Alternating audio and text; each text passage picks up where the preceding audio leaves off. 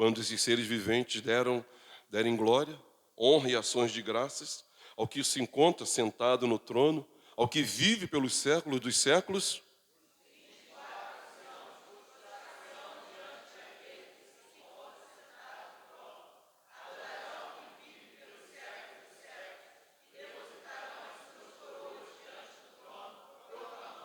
Tu és digno, Senhor e Deus nosso, de receber a glória, a honra e o poder, porque todas as coisas tu criastes.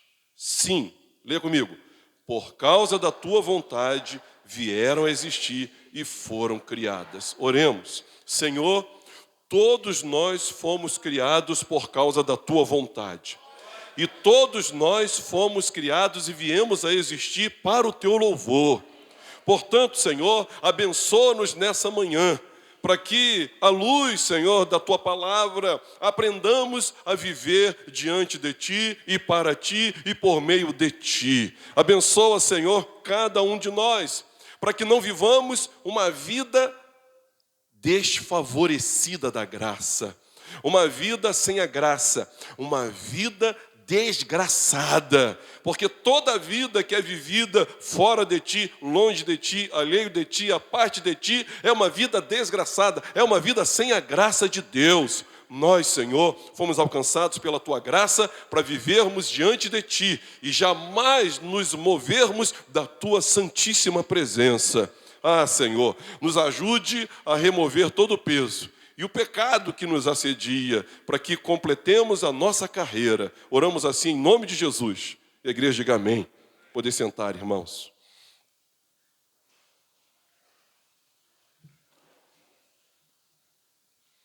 Como viver diante de Deus? Quem não vive diante de Deus está morto. Morto nos seus pecados, morto nos seus delitos. Quem não vive diante de Deus não conhece a vida, não prova da paz. Esses estão ainda debaixo da maldição que caiu sobre o primeiro casal, onde ali foram impedidos de retornar ao jardim. Um anjo com uma espada foi colocada entre eles o jardim para que não tivessem mais acesso à vida. Nós não, irmãos. Nós fomos alcançados pelo sangue de Jesus, diga graças a Deus. E nós, irmãos, temos um livre acesso à presença de Deus. O autor aos Hebreus nos lembra maestrinamente de que ele nos consagrou um novo e vivo caminho. E nós podemos, com intrepidez, como uma criança certeira do amor do seu pai, corre velozmente, freneticamente e se lança no colo dele, na certeza de que jamais será rejeitada. Nós temos aqui diante de nós, irmãos, um texto interessantíssimo, e esse é um dos textos mais nítidos que dá um retrato fiel do que é o trono de Deus e os que ali habitam. Poucos textos têm um retrato tão nítido. O trono de Deus, a teologia do trono, é algo que percorre desde o Gênesis ao Apocalipse. No mínimo, dependendo da versão que a gente estuda, 230 vezes em toda a Bíblia se fala sobre o trono de Deus. 45 no Apocalipse. E esse capítulo em particular, por 11 vezes se fala sobre o trono de Deus. Nós vivemos diante do trono de Deus. O trono de Deus não se abala. O trono de Deus é do trono de Deus que tudo se governa. É do trono de Deus que ele rege todas as coisas. Nesse capítulo, versículo 2, vai dizer que tem alguém que tem um trono. E que tem alguém assentado no trono. Não é uma coisa que está no trono. É um alguém. É uma pessoa que dá pessoalidade a todos nós. Versículo 3 vai dizer que ao redor do trono tem um arco-íris. Hoje o arco-íris é símbolo, de uma ideologia maligna, mas o arco-íris como símbolo da aliança, desde Noé até hoje, apontando para Cristo Jesus. Versículo 4 vai dizer que ao redor do trono tem 24 anciãos e também 24 tronos ao redor do trono. E o versículo 5 está dizendo para nós que sai do trono relâmpagos, vozes e trovões. E diante do trono arde acesos 7 tochas que são os 7 Espíritos de Deus. E diante desse trono há um mar de vidro. E no meio e à volta do trono 4 seres viventes, cada um revelando uma face adoradora desse Deus maravilhoso. O trono de Deus, meus irmãos, é lugar de decisões, de onde os juízos inescapáveis a todo ser humano, dali é que vem. de lá e somente de lá Deus reina sobre tudo e sobre todos. Paulo, escrevendo aos Efésios, vai dizer que o nosso Jesus, ele está assentado no trono, à destra do Deus Pai. Quem está lá? Quem está lá é o Cordeiro. Esse alguém que está no trono é o Cordeiro. O texto vai dizer que o Senhor, tendo levado João, chamado para subir, ele se achou em espírito, e esse que estava assentado no trono é o aspecto de pedras preciosas. E aqui, irmãos, nós temos esse retrato nítido do trono de Deus. Eu quero falar sobre avivamento. Eu quero falar sobre como viver na presença de Deus. Como é que você, cristão, eu, cristão, precisamos entender essa dinâmica de se viver na presença de Deus, esse lugar que Deus habita. O lugar que Deus habita, meus irmãos, é o lugar da nossa habitação, é o lugar da nossa salvação, é o lugar do nosso livramento, é o lugar da nossa cura, é o lugar da nossa alegria, é o lugar da nossa paz, é o lugar da nossa segurança, é o lugar que Deus habita. Você não pode estar em outro lugar senão na presença de Deus. Olhando para o trono, eu quero falar sobre avivamento na perspectiva do trono. Porque, preste atenção e pense comigo, se o desejo de Deus é que aqui na terra seja feito como é feito nos céus, então o céu para nós é um protótipo, é um paradigma. O céu para nós, irmãos, é uma maquete do que nós devemos ser aqui e como nós devemos nos preparar para viver na dimensão de lá. O trono serve de modelo para nós. E os personagens que habitam no trono são dignos de serem reparados nas suas peculiaridades e imitados, meus irmãos, nos seus comportamentos diante do Senhor. Eu quero dizer para os irmãos que toda a nossa vida e todos os problemas e todas as lutas e todas as dificuldades e todos os sofrimentos que nós temos tem tudo a ver a maneira que nós lidamos com Deus, com a presença de Deus e onde de fato nós vivemos a nossa vida. Se a parte de Deus ou se na presença constante de Deus. Nenhum projeto de vida, irmãos, nenhum projeto de vida tem chance de ter êxito, de ter sucesso, se não for vivido na presença de Deus, para a glória de Deus. Eu não sei qual é o seu projeto de vida, seja ele lícito, seja ele moral, seja ele ilícito, seja imoral, seja ele honesto ou seja um projeto desonesto. Não importa, todo projeto de vida está fadado ao fracasso, se não for vivido para Deus, na presença de Deus e diante de Deus. E quando em Deus, na presença de Deus e para Deus, então existe uma maneira certa de nós vivermos isso. O Senhor Jesus, discipulando os seus, assim os ensinou. E todos os encontros que o Senhor Jesus teve, nós temos ali exemplos de como se viver diante de Deus, diante de Jesus. Agora aqui, irmãos, Apocalipse apresenta para nós, e eu quero falar sobre esses três personagens que vivem na presença de Deus, com os quais nós devemos aprender urgentemente. Em primeiro lugar, na presença de Deus estão os seus santos anjos, divididos nas suas classificações. Em segundo lugar, nós temos os 24 anciãos que estão lá diante de Deus também. E por último, e não menos importante, os 4 seres viventes que ali estão. Quem são esses? O que estão fazendo? Quais são as suas funções? Quais são as suas atribuições? Quais são as suas reações diante de Deus? Não existe um cristão que queira viver da presença de Deus que não tenha que olhar com cuidado e um apurado cuidado para Apocalipse capítulo 4 e perceber como é que se vive na presença de Deus. Porque para se viver na presença de Deus, meus irmãos, nós precisamos fazer o que Deus quer. E lá, não tanto aqui quanto ele gostaria, mas lá, absolutamente, irrestritamente, tudo está perfeitamente ordenado, todo o comportamento, toda a ação, todo o louvor, toda a função, todo o compromisso de vida, todo o propósito de existência, está tudo perfeito. Repete comigo, no céu está tudo perfeito. E nós estamos sendo preparados para lá. Jesus disse no Evangelho de João, capítulo 14, que Ele está nos preparando para ir para lá, para fazer parte, irmãos, desse coro angelical, para fazer parte dessa submissão a Ele, para fazermos parte disso. Mas nós não precisamos esperar chegar lá, nós precisamos sim, enquanto aqui, nós olharmos para esses personagens que estão vivendo ali na presença de Deus e percebermos nas suas vidas e percebermos no seu comportamento o que temos que aprender. Primeiro nós vemos aí os anjos. Na verdade, em toda a Bíblia, anjos e homens se misturam e se confundem em toda a Bíblia. Nós temos muito a aprender com os anjos, não jamais culto a anjo, jamais orar a anjo, mas aprender com os anjos. Abraão, por exemplo, quando recebe a visita de Deus e anjos, ele não sabe se é anjo, ele não sabe se é Deus. e ele sempre queima uma carne. Parece que anjo gosta de... Quem gosta de churrasco aqui, diga amém. Anjo também gosta de churrasco, anjo tem um viés sulista, gosta de uma carne, e Abraão sempre faz uma carne para anjo, mas quando chega ele não sabe se é anjo, ele não sabe se é visitante, porque anjo e homem se confundem. Nós vemos aqui Josué, por exemplo, em meio a uma batalha, um homem ou um ser se aproxima dele, ele desembanha da espada e diz: você é dos nossos ou é dos inimigos? E o anjo diz: não, eu sou mensageiro do Senhor, porque anjo e homem vai se confundindo. O autor aos Hebreus nos lembra que muitos de nós, tendo hospedado a muitos, sem saber, hospedamos até a anjos também. Apocalipse capítulo 21 diz que uma determinada terra é medida de anjos. E o termo, não sei bem o que quer dizer, é medida de homem, isso é, anjo. Homem e anjo, ele vai se confundindo. Por quê? São características que eles têm. As cartas, por exemplo, as 7 igrejas da Ásia Menor, elas são escritas aos anjos da igreja.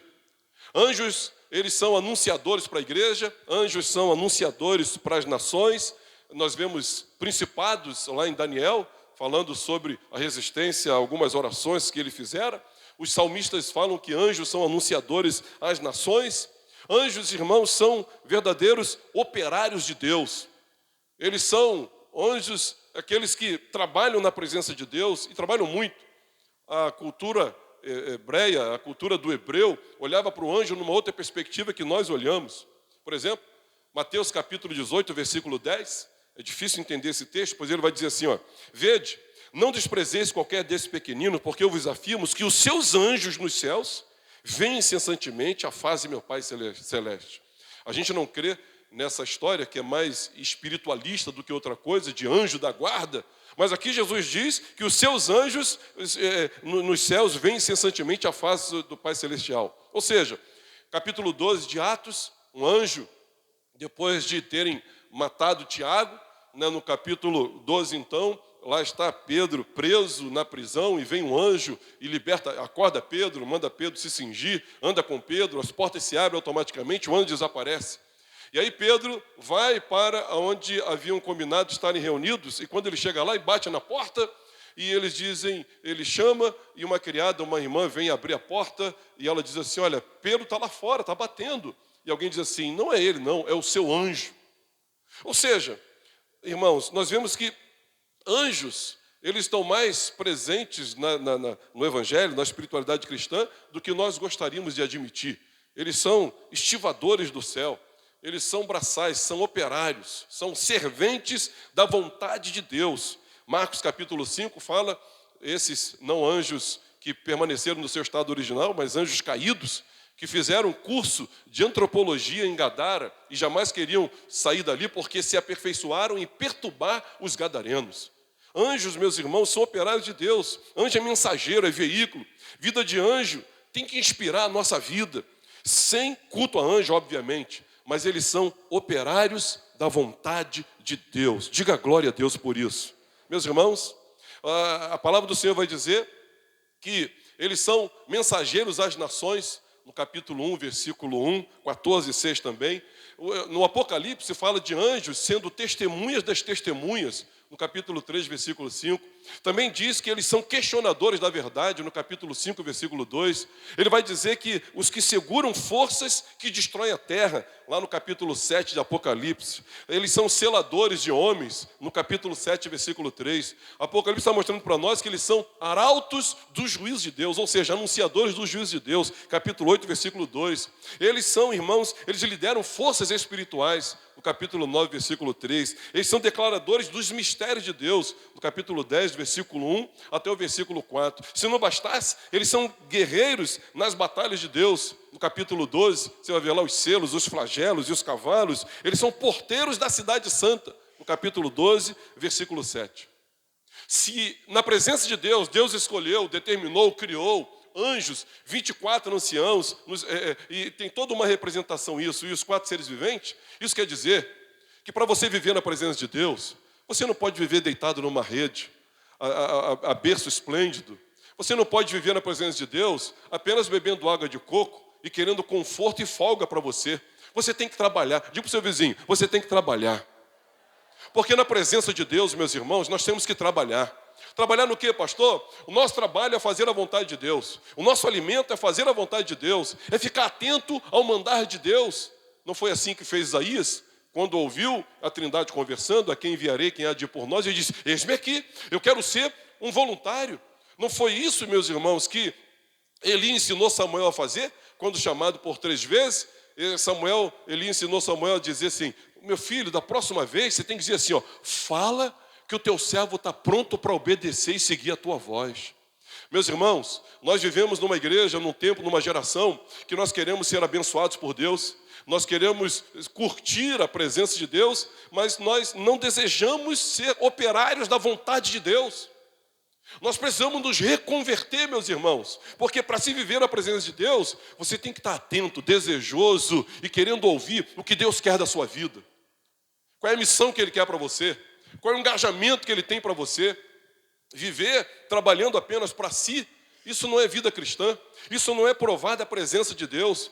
Pense nos homens que viveram na presença de Deus, pense nos homens que provaram do melhor de Deus. Eles viviam na presença de Deus como servos, como operários da vontade de Deus. Não se engane. Satanás, irmãos, com a sua sutileza, tem enganado muita gente na nossa igreja e em todas as igrejas, dizendo que a vida cristã pode ser vivida assim, numa facilidade incrível, onde não lhe custa absolutamente nada, onde o seu engajamento só tem a ver com o seu ventre e com a sua própria felicidade. Não, meus irmãos, nós temos que olhar para os anjos e nos engajarmos no trabalho de fazermos a vontade de Deus e buscarmos essa vontade. Não é isso que nós, principalmente aqueles que tiveram um berço católico, aprenderam na oração do Pai Nosso, dizendo, Pai nosso que estás no céu, santificado seja o teu nome, venha a nós o teu reino e vem fazer a tua vontade. Você ora isso, mas não é resposta para nem a oração do Pai Nosso, ao dizer, eu quero fazer a tua vontade. Qual é a tua vontade? Meus irmãos, nós não nos reunimos aqui para que Deus faça a nossa vontade. Nós nos reunimos aqui para fazer a vontade de Deus. Está fraco. Nós não estamos aqui para que Deus faça a nossa vontade. Nós estamos aqui para fazer a vontade de Deus. Para isso nós estamos aqui. Por isso, eu entendo que poucos provam da paz, das delícias, dos caminhos, da vontade de Deus. Poucas pessoas provam. Porque poucos são aqueles que, como os santos anjos, se colocam diante de Deus como operários da sua vontade. E cá estão os anjos, meus irmãos, trabalhando. Olha, eles estão, quando a semelhança da gente, nós recebemos vários atributos. Eles lá, nós aqui, eles numa dimensão, nós em outra. Nós também recebemos a incumbência de ir ao mundo. Nós também recebemos a incumbência de sermos testemunhas da evangelização. Nós também, irmãos, recebemos o trabalho, o desejo de Deus de sermos apologetas, ou seja, defendemos a fé. Nós também, irmãos, temos uma relação íntima com Deus através das orações, e anjos recebem lá as nossas orações, depositam no altar e devolvem como trovões aqui para a terra. Nós também, irmãos, somos como os anjos, seladores de homens, quando batizamos pessoas. Nós também somos arautos do juízo divino, quando anunciamos profeticamente a volta de Jesus e a ira vindoura. Nós também, irmãos, lideramos forças espirituais, pois o Senhor Jesus disse que toda autoridade nos foi dada, mas Ele nos deu autoridade no seu nome também, para pisarmos na cabeça da serpente da áspide. Ele nos deu autoridade contra todo mal e toda obra maligna.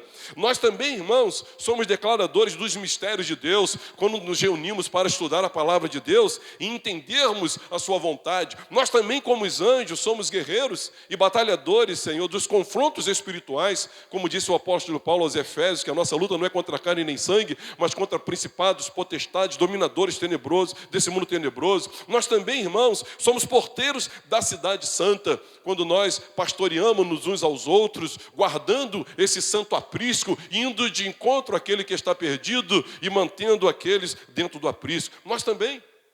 Eu quero dizer para os irmãos que não se pode esperar nada menos daqueles que querem ser avivados, não se pode esperar nada menos daqueles que querem viver diante da presença de Deus, nada menos do que se espera de anjos. Nada menos. Porque lá é o protótipo do que Deus quer de nós, meus irmãos. E essa revelação aqui não é só para a gente colocar, emoldurar num quadro da nossa memória e deixar ali. Há um exemplo a ser seguido aqui. Para se ver na presença de Deus, nós temos que ser operários do reino de Deus. Para viver na presença de Deus, nós temos que ser estivadores da fé, braçar diante do trono. Vida de anjo não é fácil. E hoje, os cristãos querem uma vida fácil. uma vida fácil. Eu lamento muito você que só busca e não abre mão de uma vida fácil, em detrimento de buscar fazer a vontade de Deus e pagar o preço. Pagar o preço, meus irmãos. Você está pagando o preço? Você está, simbolicamente falando, suando a sua camisa? Você está ocupando-se e preocupando-se em fazer a vontade de Deus como um operário que chega diante de Deus e diz: Senhor, o que tu tens para mim? Senhor, o que tu queres de mim? Como alguém que chega numa segunda-feira de manhã e diz: Senhor, o que tu queres de mim? Meus irmãos, a segunda-feira não é sua, a terça também não é, a quarta-feira não é sua e o domingo também não é seu. A nossa vida foi comprada por alto preço, nós fomos comprados e hoje nós somos servos de Deus em Cristo Jesus e com muita honra nós somos. Meus irmãos, eu quero dizer para vocês que na maioria dos casos o trabalho de se fazer a vontade de Deus recai sobre uma minoria. E a maioria intitulada como multidão e uma minoria intitulada como discípulos. A multidão sempre teve boa vida. A multidão sempre procurou pão para se fartar. A multidão seguia Jesus convenientemente. Os discípulos, meus irmãos, olhe para o final de suas vidas, como diz o autor aos Hebreus, e você vai ver o preço que eles pagaram por fazerem a vontade de Deus. Foram mortos, torturados, olha, cerrados pelo meio. Eles foram apedrejados, meus irmãos, crucificados. Eles foram queimados vivos. Porque diante da sociedade, diante do mundo, diante de suas famílias, diante de seus filhos, diante de seus pais, diante de seus cônjuges, eles decidiram fazer a vontade de Deus. E nós, meus irmãos, precisamos fazer a vontade de Deus. Nós temos que buscar e trabalhar em fazer a vontade de Deus. Pois quando nós olhamos para o Apocalipse, quando nós olhamos para o trono, quando nós olhamos para a presença de Deus, lá estão aqueles que atendem ao requisito de Deus. Ele tem operários, ele tem os seus ministros, que são como labaredas de fogo, que estão debaixo das suas ordens. É só o Senhor dar uma ordem e prontamente os santos anjos obedecem. E você? E eu? E quantos de nós, meus irmãos? Eu não sei da sua vida. Olha, eu não sei exatamente como é que você está vivendo, porque num culto abençoado como esse, quem está sendo abençoado aí, diga amém. É muito natural que o irmão que está do seu lado esteja completamente fora da presença de Deus.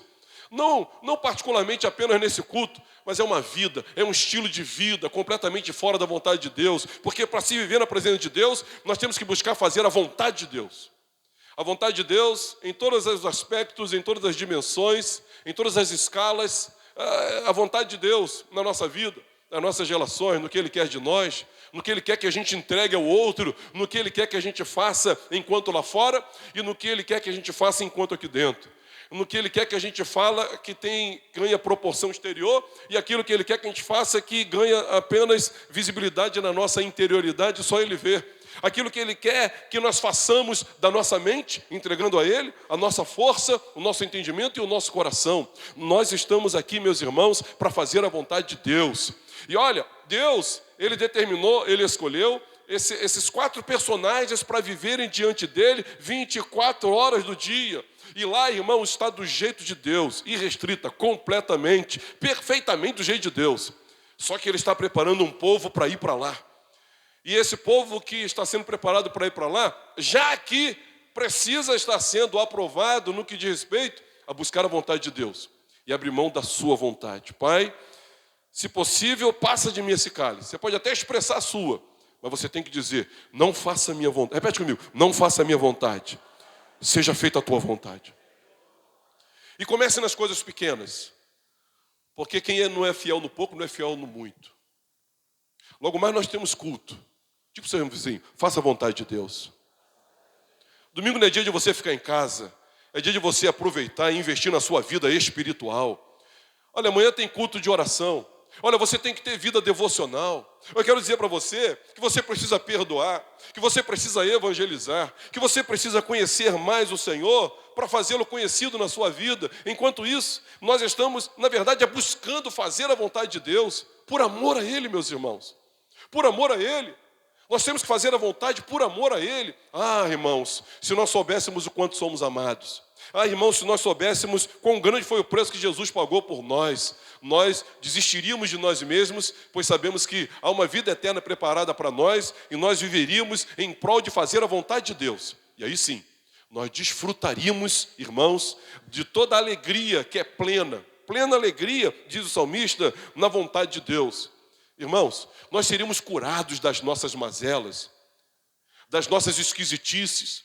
Nós seríamos curados das nossas tristezas, das nossas ansiedades, das nossas depressões.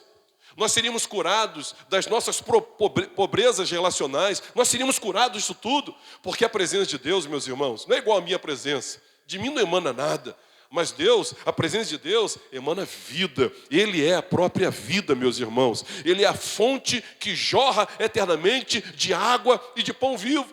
Ele é para nós tudo que precisamos. Nele nos entendemos, nele nos encontramos, nele nos completamos. E é só na presença dele. Mas a presença dele, meus irmãos, é para aqueles que dizem: Senhor, eu estou aqui para fazer a tua vontade. Eu vivo para fazer a tua vontade. Eu vou para o meu trabalho, Senhor, para fazer a tua vontade. Ah, Senhor, eu vou me casar, mas eu vou para fazer a tua vontade. É a tua vontade que eu quero fazer. Meus irmãos, nós temos que ser como os santos anjos. Diga para o seu vizinho: seja como os santos anjos. Tem um segundo grupo lá.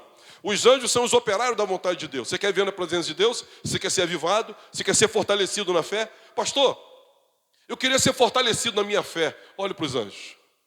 Pastor, eu queria ser avivado e viver na presença de Deus sempre, todo dia. Olhe para os anjos. Viva como operário da vontade de Deus. Segundo, os seres viventes.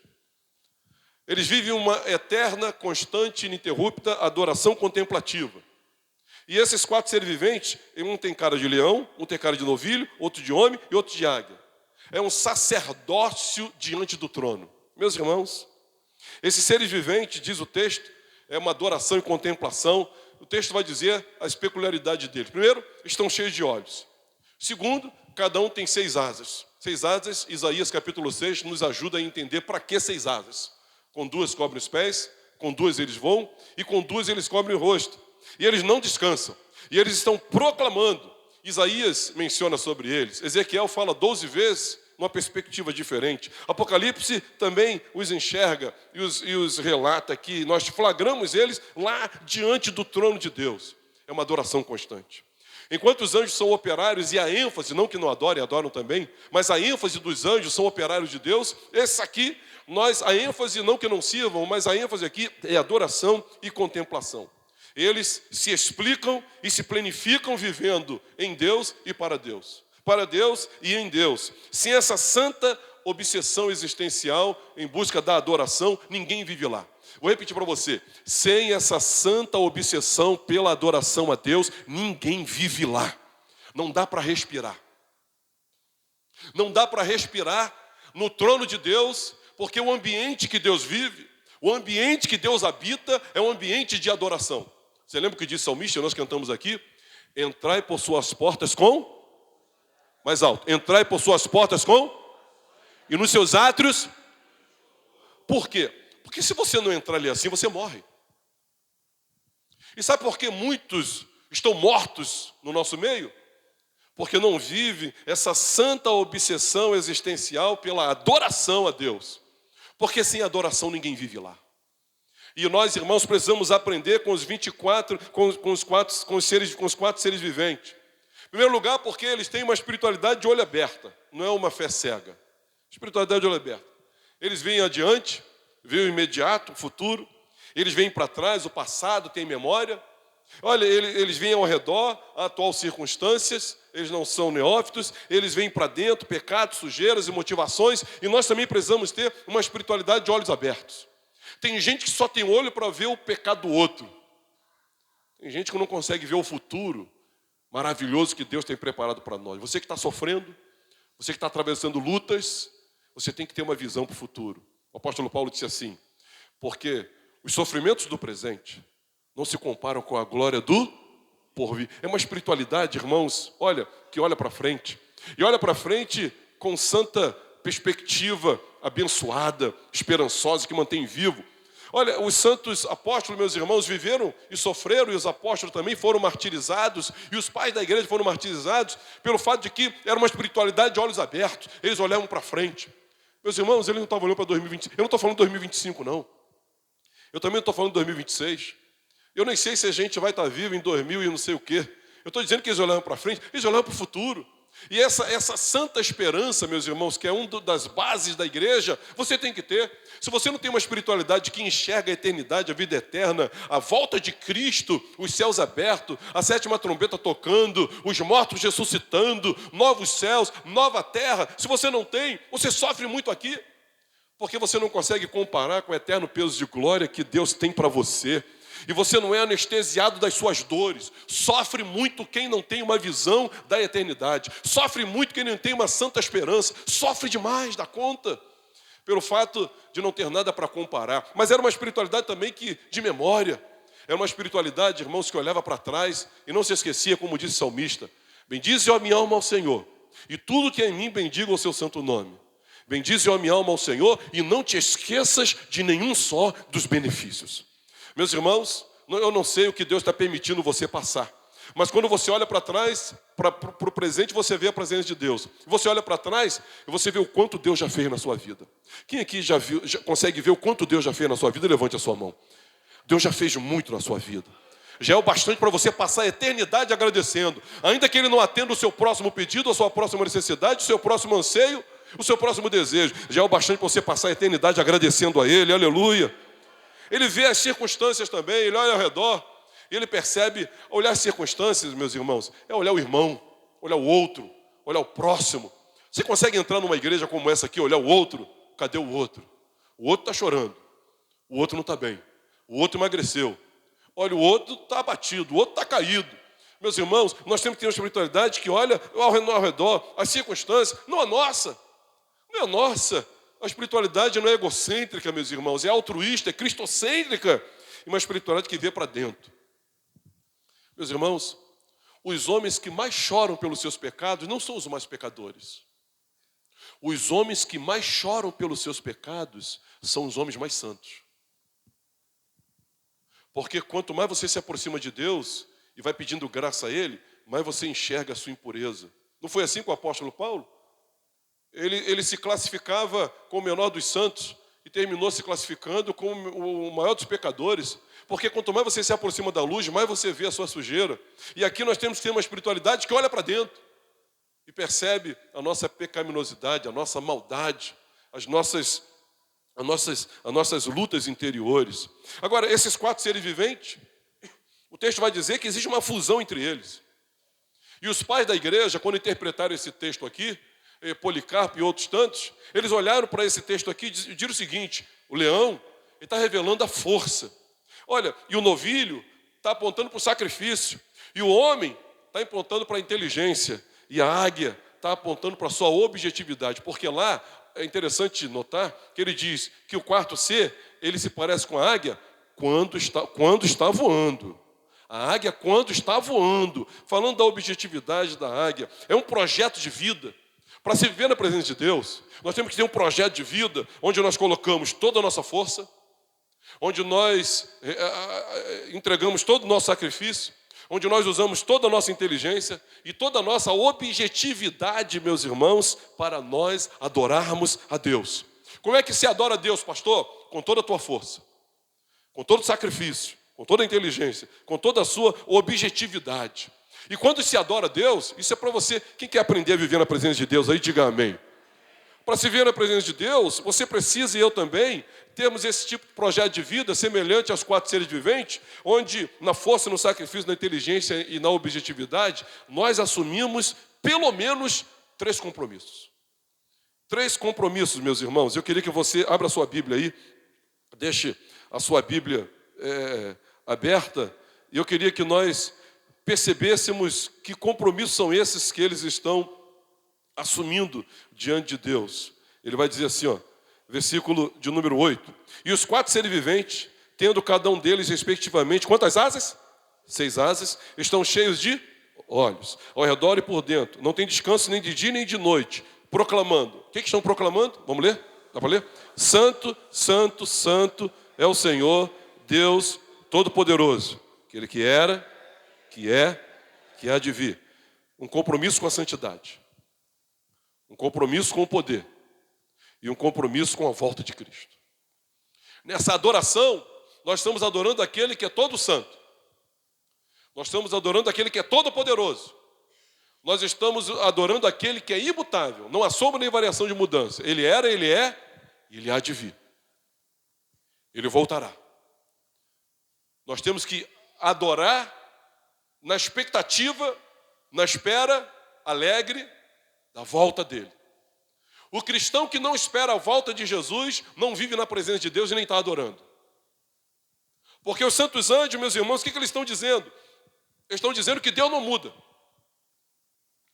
Eles estão dizendo que ele é santo, inigualavelmente santo, porque ele é 3 vezes santo, ele é promovido, elevado ao superlativo, e ele é tão santo, tão santo, tão santo, que nós, irmãos, nem dele podemos nos aproximar, a não ser exclusiva e unicamente, se for mediado pelo sangue do Filho dele. Senão dele nós não podemos nos aproximar. Ninguém jamais viu a Deus. Quem vê a Deus morre, porque nós somos pecadores. E aqui, irmãos, é um compromisso com a santidade. Santo, santo. Sede santos, porque eu sou santo. Santificado seja o teu nome. Santificado seja o teu nome. E o compromisso com o poder, ele é poderoso. Diga, Deus é poderoso. Ele é o Todo-Poderoso. Ele pode fazer qualquer coisa, em qualquer lugar, de qualquer forma, em qualquer tempo. Ele pode fazer, ele é poderoso. Estava bom o som, estava bom. Ele é poderoso, com todo o poder. E agora, irmãos, ele também tem um compromisso com a volta de Cristo. Aquele que era, aquele que é e aquele que há de vir. Jesus voltará. Diga para o seu vizinho, Jesus voltará. Jesus voltará. Para se ver na presença de Deus, você tem que ser um adorador. Se você não for um adorador, não tem chance. Não tem chance. Porque para entrar, tem que ser com ações de graças. Permanecer com hino de louvor. As palavras do nosso lábio e o meditar do nosso coração tem que ser agradável ao Senhor. Senão lá não fica. Senão lá não vive. Meus irmãos, olhem para mim. Dá para entender? Porque muitas pessoas não vivem plenamente a bênção de Deus nas suas vidas. Dá para entender? Porque a presença de Deus, Deus está em todo lugar. E se manifesta onde seus filhos estão. E para a gente ver nessa presença de Deus, olha, as palavras dos nossos lábios e o meditar no nosso coração tem que ser agradável a Ele. Adoração a Ele. Quando eu, no meu íntimo, olho para um irmão João, ou olho para um Júnior, ou olho para alguém e eu denigro alguém, e eu desfaço de alguém, e eu diminuo alguém, isso é aqui, ó, é no coração. Isso tem que ser agradável. Não está sendo agradável, não tem como você viver na presença de Deus. Porque nós somos afetados, meus irmãos, não somente pelo que fazemos, nós somos afetados pelo que pensamos e pelo que intencionamos fazer. E no julgamento que fazemos uns dos outros. Falta-nos generosidade, muita generosidade, no trato de uns com os outros, na paciência, no perdão, na longanimidade. E com isso, nós nos isentamos de vivermos na presença de Deus. Porque não dá para respirar lá. O ar que Deus respira, meus irmãos, é a adoração, contemplação, reconhecimento do seu poder, reconhecimento da sua imutabilidade e a sua volta, onde Ele vai estabelecer todas as coisas conforme o padrão do seu querer. Veja comigo, santo, santo, santo é o Senhor Deus, Todo-Poderoso, aquele que era, que é e que há de vir. Para se ver na presença de Deus, meus irmãos, nós precisamos viver uma santa obsessão de adorador, sem descansar. Você pode repetir comigo? Cheio de olhos, sem descansar e proclamando. Proclamando. Nós temos que proclamar que Deus é santo, com a voz e com a vida. Nós temos que proclamar que Deus é poderoso, com a voz e com a vida. E nós temos que proclamar que Ele é imutável e está voltando, com a voz e com a vida, e com o coração e com a mente. Senão, presença de Deus não é para você. Presença de Deus não é para você. Todos fomos chamados, irmãos. Todos fomos chamados. Pela graça. Mas, irmãos, nós precisamos entender que nós não podemos permanecer de qualquer maneira. Para permanecer, a gente não pode permanecer com a irmã. Está aqui o modelo. É graça, é misericórdia de Deus sobre mim e sobre você também. E por último, nós temos o terceiro grupo de personagens, são os 24 anciãos, que representam as 12 tribos, né, do Velho Testamento de Israel e os 12 apóstolos que representam a igreja. A velha aliança e a nova aliança sumarizam aqui a autoridade humana no mundo espiritual. Deus deu autoridade a Adão, Deus deu autoridade a Abraão, Deus deu autoridade a Davi, Deus deu autoridade aos profetas, Deus deu autoridade à igreja e Deus deu autoridade a você. Fala para o teu vizinho, Deus deu autoridade a você. Agora, todo poder tem que ser exercido com santidade. Quanto mais poder você tem, mais santidade você tem que ter. Na verdade, você tem que ser mais santo do que o poder que você tem. Toda liderança, ela precisa ser exercida com santidade. E sempre a santidade tem que ser mais do que a liderança que você tem. Senão você se corrompe. Esse foi a síndrome de Lúcifer, como escreve o livro de Judas. Ele se enalteceu porque ele não foi santo. Ele tinha autoridade, mas ele não tinha santidade. Então, a autoridade tem que ser exercida com santidade. Lá eles estão vestidos de branco. O texto vai dizer, irmãos, que quando esses seres que derem glória e honra às ações de graças, os 24 anciãos se prostrar-se-ão diante daquele que se encontra sentado no trono, adorarão que vive pelo século dos séculos e depositarão as suas coroas diante do trono, proclamando. E eles também proclamam. Aqui, irmãos, os magistrados e autoridades do nosso mundo se vestem de preto. A gente sabe o propósito disso, mas veja o contrário, o antônimo disso, né? O antônimo nisso. Aqui, nós vemos que a atitude deles não é uma ação, é uma reação. Versículo 9 e 10 vai dizer que os seres viventes, eles proclamam a santidade, proclamam a autoridade, proclamam a volta. E aí, em resposta, versículo 10, os 24 anciãos prostrar-se-ão diante daquele que se encontra sentado no trono. E aí, nós vemos aqui que esses 4 seres, eles dão glória, honra, ações de graças. Então, os 24 anciãos se prostram, adoram e depositam. Repete comigo, prostrar, adorar e depositar. Eu quero dizer para você que é dono do seu nariz. Quero dizer para você que é dono da sua agenda. Porque Deus te deu seu nariz, Deus te deu a sua agenda. Quero falar com você que é dono do seu dinheiro. Deus te deu o seu dinheiro. Quero dizer para você que é dono do seu tempo. Deus te deu o seu tempo, sua agenda. Quero dizer para você que é dono da sua vontade, do seu querer. Deus te deu. Fala para o teu irmão aí, Deus te deu. Deus te deu. Mas eu quero ensinar uma coisa para os irmãos. Você pode fazer da sua vida o que você quiser. Você pode não perdoar, você pode não perseverar, você pode não ser piedoso e também você pode não ser devoto. Você pode não vir, você pode não ir. Você pode não ajudar, você pode não cooperar. Você pode não evangelizar. Na verdade, você pode tudo. Você pode tudo. Faça da sua vida o que você quiser. Eu não pastoreio todos os membros que têm ficha de membro, tá, irmãos? Eu não pastoreio, porque eles não deixam. Porque o que se fala da Bíblia no púlpito aqui não é seguido. Por que não exclui, pastor? Se excluir, quem fica? Mas também uma prova eu tenho. Uma prova eu tenho. Na presença de Deus não estão. Por quê, pastor? Porque na presença de Deus, ninguém mais consegue, diante da glória, da majestade, da santidade e diante da autoridade dele, ninguém quer mais mandar em nada, nem na vida, nem na agenda, nem no dinheiro, nem nos sentimentos, em nada.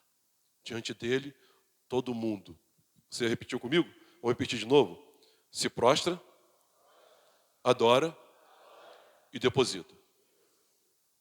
Na presença de Deus, João, meus irmãos, Jesus, enquanto não glorificado, colocou a cabeça no peito dele. João conhecia. Mas quando João vê, irmãos, quando João vê no Apocalipse, o que a Bíblia diz? O que a Bíblia diz? ele cai como morto. Imagina você ver alguém que você conhecia, e agora você vê essa pessoa, e você fica tão assustado que você cai como morto. Meus irmãos, João caiu como morto. Não sei, acho que ele desmaiou. Ele olhou aquilo, ele não aguentou. A mente, o coração, deu um conflito, ele caiu como morto. Os 24 anciãos, quando viram aquilo, eles se prostraram, adoraram e disseram, não tem condição aqui, ninguém manda nada. Na presença de Deus, ninguém se manda. Todo o poder um dia se aposenta. É só comparecer diante de Deus. Diante do poderio de Deus, a adoração que a sua liderança assume a sua finitude, acaba, ela tem que acabar. Nós depositamos e entregamos a nossa coroa. Meus irmãos, nem Jesus diante do Pai, enquanto humilhado aqui como ser humano, nem Jesus ousou fazer o que nós fazemos. Nem Jesus. Avisa o teu vizinho aí, não brinca com isso não, irmão. Nem Jesus ousou mandar nele. Sabe o que Jesus disse? Se nós fizéssemos uma edição e fizéssemos as entrevistas que fizeram com Jesus, nós pegaríamos, por exemplo, algumas cenas assim. Jesus, qual é a tua vontade? Sabe o que Jesus disse? Não tenho vontade. A minha vontade é fazer a vontade daquele que me enviou. Mas ele é o Criador, ele criou junto tudo. Sem ele, nada do que existe veio existir. E perguntaram para ele, qual é a tua vontade? Sabe o que Jesus disse? Eu não tenho vontade, a minha vontade é fazer a vontade daquele que me enviou. Porque diante daquele que me enviou, enquanto aqui, humilhado, eu não posso ter vontade. Eu entreguei para ele minha coroa. Mas no Evangelho de João, capítulo 17, diz, Pai, devolve a minha glória. Mas enquanto aqui, irmãos, ele disse, não tenho vontade. Perguntaram a Jesus, Jesus, o que você tem a dizer? Quais são as tuas palavras? Sabe o que Jesus disse? A gente tem tanta gente sábia na igreja, né, que sabe da vida de tanta gente, sabe falar tantas coisas, mas Jesus disse assim, as palavras que eu falo não são minhas, são as palavras que eu ouvi do meu Pai. Eu só estou repetindo, eu não sei nada. Meus irmãos, isso porque o projeto de vida para se viver na presença de Deus é um projeto de prostração. Ou seja, adorando aquele que está sentado no trono. Todas as pessoas que não entregam a completa administração, gestão, liderança da sua vida, jamais permanecerão diante do trono. Porque diante do trono, ninguém manda nada, só Ele manda. Diante do trono você não faz aquilo que você quer, você faz aquilo que Ele quer. Mas faz não com medo, porque o amor lança fora o medo. Faz em reconhecimento de que Ele é e tem todo o poder, toda a liderança, Ele tem todo o senhorio perfeito. Então ninguém manda nada, a gente só obedece. Diante dele, a gente só obedece. Ninguém manda nada. E nem opina. Pedro foi opinar dizendo, Senhor, na transfiguração, Pedro foi dar a opinião dele. Senhor, tá bom aqui, eu vou fazer 3 cabanas. E uma voz, você vê, olha, esse é meu filho amado, ouçam a ele. Ouçam a ele. Parece que deu um fora em Pedro. Meus irmãos, esses seres diante do trono e suas características e aspectos e suas vivências ali, eles respondem a inúmeras perguntas e questões nossas sobre avivamento. Ah, pastor, eu estou desanimado na fé e eu quero ser avivado. Seja um operário da vontade de Deus. Tenha uma santa obsessão pela adoração. E abra mão da sua coroa e da sua vontade, se prostre, adore e entregue a liderança da sua vida a Ele. Ah, eu vou mudar para lá. Ah, não, eu vou seguir por esse atalho aqui. Não. Ele que guia a gente. Olha, esses seres, irmãos, e suas interessantíssimas características e que ganham visibilidade no Apocalipse capítulo 4, fala sobre vida espiritual. Quer ter uma vida pungente? Quer ter uma vida vibrante espiritual? Você precisa se render a Deus e render a vontade dEle. A vontade dEle, a sua vontade. Olha, você quer desfrutar da presença de Deus? Você quer ter um projeto de vida que vale a pena? Se eu tivesse que dizer isso para alguém, Pastor, qual o projeto de vida que você aconselha para mim? Se eu tivesse que aconselhar alguém, eu diria, olha, seja um operário da vontade de Deus, tenha uma alegre, santa obsessão pela adoração, proclame santidade, poder, a volta de Jesus, e se prostre diante dele, adore a ele e entregue a liderança da sua vida, das suas ações, das suas reações, das suas escolhas, dos seus caprichos, entregue tudo para Deus. Portanto, irmãos, como anjos, operários da vontade de Deus. Como seres viventes, sacerdotes contemplativos da santidade de Deus. Como 24 anciãos, autoridades rendidas e prostradas diante do trono. E todos nós temos autoridade sobre a nossa vida, porque Deus nos deu. Todos nós temos, num certo sentido, o livre-arbítrio, para escolher aqui ou ali. Mas você tem que render isso ao Senhor. Agora, irmãos, se só essas pessoas estão lá, e nós aqui estamos sendo preparados para ir para lá também, será que a gente não precisa se juntar a esse perfil? Será que a gente não precisa olhar para essas características desses homens? Será? Portanto, onde está em nossas vidas? Você que é membro, você que é ovelha, você que é parente, você que é amigo, você que é um frequentador. Onde está na nossa vida essa operosidade angelical no serviço ao Rei, na busca da sua vontade? Onde está? Esse sacerdócio comprometido com santidade e poder à volta de Cristo. Onde está isso na sua vida, meu irmão? E onde está essa submissão prostrada e entregue de toda a coroa? Eu quero dizer para os irmãos que um dia, primeiro na volta de Cristo, que eu não sei quando é, pode ser amanhã. Talvez você acredite que não seja amanhã, seja daqui a 50 anos, tudo bem. Mas tem duas considerações que eu queria fazer. Segundo, é a nossa morte, porque depois que você morre, segue-se o juízo. E terceiro, é até onde vai a paciência de Deus na sua vida. Não precisa esperar a volta de Jesus para decretar qual vai ser o teu fim. E também não precisa esperar a tua morte para decretar qual é o teu fim. Porque eu vejo exemplos no Velho e no Novo Testamento, onde Deus ele não quis mais dar uma nova oportunidade. As cidades impenitentes são um exemplo disso. Estavam todos vivos lá. Ai de ti, Betsaida. Ai de ti, Corazim. Ai de ti. Porque se eu tivesse operado lá em Sodoma e Gomorra, os milagres que eu operei aqui, eles teriam se convertido lá, e eu operei aqui e vocês não se converteram. Então, no dia do juízo, vai ter mais rigor em vocês, para vocês, do que deles. E eles estavam vivos. Então, tem três coisas. A gente não sabe a volta de Jesus. A gente não sabe o dia da nossa morte. E a gente não sabe até quando vai a paciência de Deus com a gente. Então, não sabemos. Não brinque com isso. Como nós temos nessa igreja crentes descomprometidos. Como nós temos nessa igreja, irmãos, pessoas que só fazem a sua vontade. Toda a igreja. Mas eu não estou falando com toda a igreja. Todo o Brasil. Mas eu não estou falando com todo o Brasil. Eu estou falando com o meu aprisco. Como nós temos nessa igreja gente que toca a vida do jeito que quer. Toca a vida do jeito que quer. Faz da sua sexualidade o que quer. Faz do seu tempo o que quer. Faz da sua casa o que quer. Faz do seu dinheiro o que quer. Gente vivendo de fornicação, tem, pastor? Tem. Gente vivendo sem falar com o outro, tem, pastor? Tem. Eles estão até aqui, ali, mas não estão na presença de Deus. Porque na presença de Deus, meus irmãos, nós nos prostramos, nós adoramos e nós entregamos a liderança, a coroa lá.